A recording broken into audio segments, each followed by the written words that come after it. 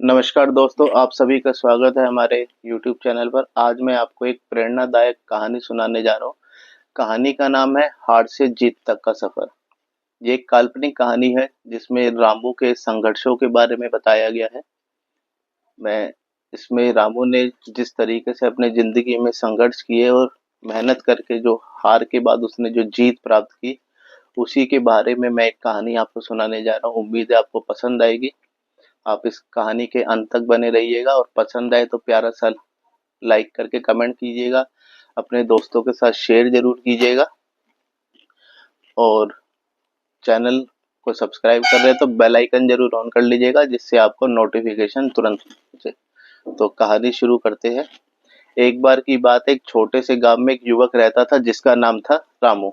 रामू के पास साधन कम थे, लेकिन उसमें कुछ कर दिखाने का जुनून बहुत अधिक था। उसके सपने थे कि वह पढ़ाई करके एक बड़ा आदमी बने और अपने परिवार की गरीबी दूर करे, क्योंकि उसके परिवार जो है वो निम्न दर्जे से था। वहां पे थोड़ी गरीबी थी, घर वालों के पास अच्छी आमदनी नहीं थी, तो उसने पढ़ लिख कर उस गरीबी को मिटाने का निश्चय लिया। परंतु उसके जीवन में मुश्किलें कम नहीं थी। परिवार की आर्थिक स्थिति खराब थी और पढ़ाई के लिए उसको कई बार स्कूल जाने में कठिनाई होती थी। कभी कभी तो उसे खेतों में काम करके पैसे कमाने पड़ते थे, लेकिन रामू ने कभी हार नहीं मानी। वह हमेशा सकारात्मक सोचता था, बल्कि वो पॉजिटिव सोचता था, कभी नेगेटिव नहीं सोचता था। ठीक है।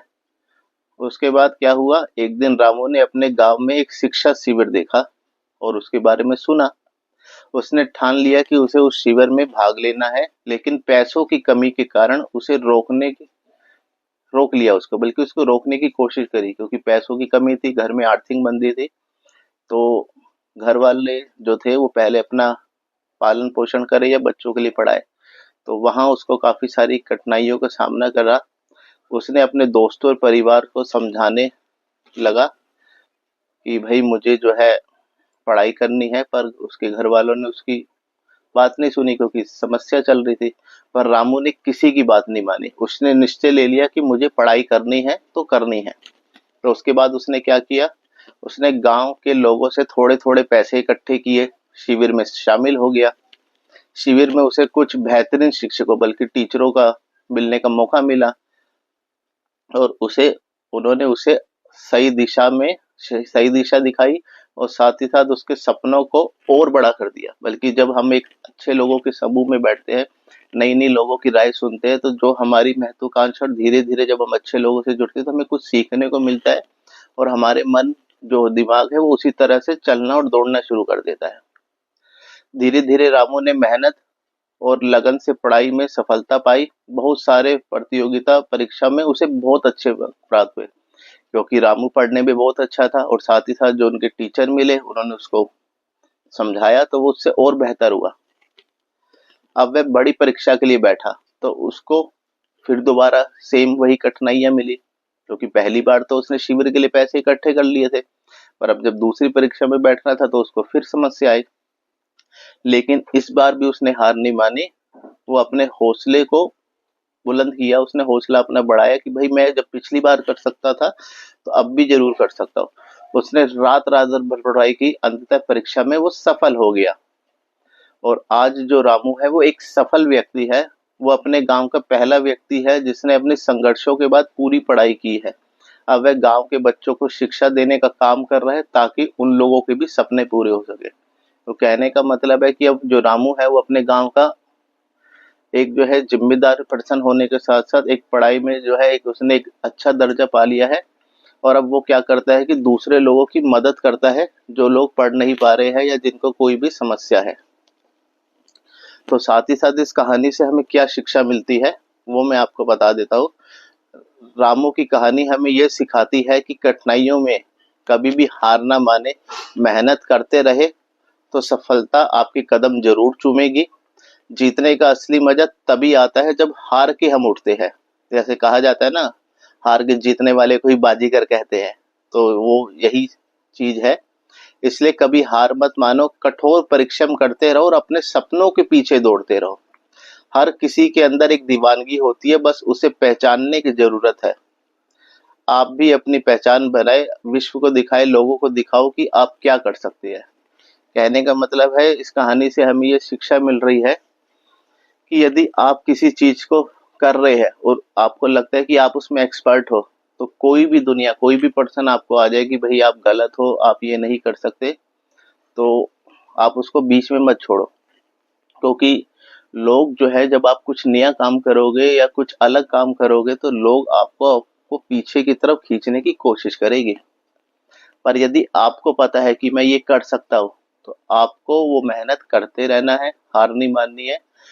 हाँ, ये हो सकता है कि शुरुआत में आपको वो चीज़ नहीं पता हो या आप उसमें एक्सपर्ट नहीं हो, तो वो आप काम जो है वो धीरे-धीरे कर पाओगे, या उसमें आप एक्सपर्ट नहीं हो तो वो काम उतने तरीके से नहीं कर पाओगे जो आप करना चाहते हो।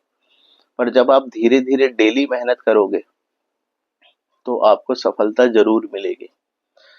तो कोशिश करें कि आप जो काम कर रहे हैं, जैसे हम अपनी बात लेके चले यूट्यूब के अंदर, अभी हम यूट्यूब में सब लोग नए हैं, तो हमें भी जो है काम करना है, डेली कुछ नया सीखना पड़ेगा। ये नहीं कि मुझे ये नहीं आता, मैं ये नहीं कर पाऊँगा। आपको नए-नए लोगों से जुड़ना है। यूट्यूब पे बहुत ऐसी चीज़ें हैं जहाँ पे आपको सीखने को मिलेगा। आप ऐसे लोगों से जुड़े जहाँ जो आपको मदद करे, ठीक है ना? क्योंकि हमें, यदि हम किसी पर्सन से बात कर रहे हैं और यदि वो पर्सन सही है, तो हम उसकी बातों से ऑब्जर्व कर सकते हैं कि भाई वो कैसा है, कैसा नहीं है। और यूट्यूब में बहुत ऐसी वीडियो है या कुछ है चीज़ें जो आपको आगे बढ़ने के लिए प्रेरित करेगी।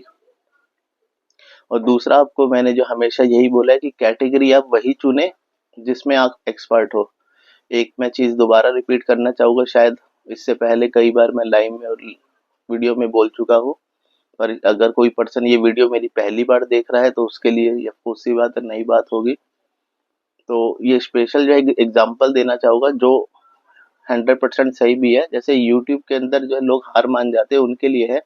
जैसे महिला लोग मैक्सिमम जो यूट्यूब में जुड़ी है, शादीशुदा लेडीज और जिनके बेबी है, जैसे मान के चलिए एक छोटा बच्चा होता है ना, जो बोलना नहीं पा रहा है, या उस क्योंकि शुरू पैदा होते तो कोई बच्चा नहीं बोल पाता और नहीं चल पाता है, पर जब वो बच्चा धीरे धीरे बड़ा होता है तो हम उसको सिखाते हैं ना, और उसको हम डेली 2-3 बार खाना खिला रहे हैं, उसे समझा रहे हैं, उसे कुछ कह रहे हैं।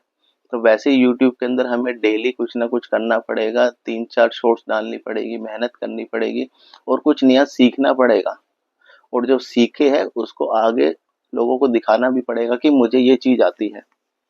तो ये चीज़ आप करते रहिए, नए लोगों से जुड़िए, उनसे कुछ सीखें और कोशिश करें दूसरों के सीख की गलतियों से सीखें।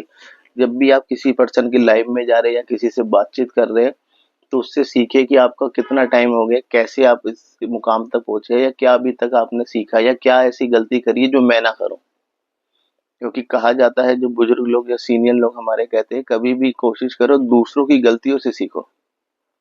खुद तो गलती से इंसान जल्दी सीखता है, पर दूसरों की गलती जो होती है उससे भी सीखने को चीज मिलती है। तो आगे बढ़ते रहे, हार मत माने, आप अपनी राय दूसरों को देते रहे। और साथ ही साथ यदि आप चाहते हैं मेरे से कोई सजेशन लेना, जैसे मैं, यदि आप चाहते हैं कि आप किसी वीडियो का डिस्क्रिप्शन या कोई टैग चाहते हैं, तो आप मेरे इस वीडियो को देखा है तो आप इसी वीडियो के अंदर आप मुझे लिख सकते हैं कि मुझे एग्जाम्पल मान के चले गाजर का हलवा या कोई चीज़ का डिस्क्रिप्शन चाहिए, तो आप मुझे कमेंट कर दीजिएगा। जैसे ही मैं इस वीडियो के कमेंट आपके चेक करूँगा, तो अपनी तरफ से कोशिश करूँगा आपकी हेल्प करने की, टैग्स देने की, डिस्क्रिप्शन देने की, ठीक है ना? बाकी मैं सीख ही रहा हूँ, आप ही की तरह नया हूँ, तो आप भी मेरा साथ दीजिएगा। और इसी के साथ मैं इस वीडियो को ख़त्म करता हूँ। यदि आप मेरे चैनल पे नए हैं, आपको मेरी बातें अच्छी लगी हैं, तो एक प्यारा सा कमेंट कीजिएगा, साथ ही साथ चैनल को सब्सक्राइब कीजिएगा और बेल आइकन ऑन कर लीजिएगा, जिससे नोटिफिकेशन आपको पहुँचते रहे, ठीक है ना?